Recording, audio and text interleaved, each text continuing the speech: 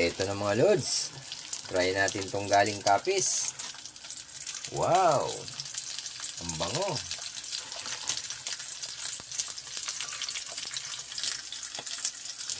Ito na yung daing na prinito. Fresh from Kapis. Galing sa pinsan ko. Ayan yung sausawa niya mga lods. Napakaanghang yan. Ang daming sili.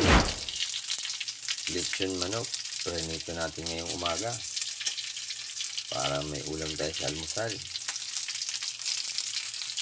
Ayan o. Apat na piraso na lang. Pero malalaki naman. Ito na mga lods. Yung tirang lechong manok. Prinito ko. Maaga kasi ako ngayon. May lakad ako sa Manila. Kaya katalo na to. Almusal na tayo. Tara. Siram.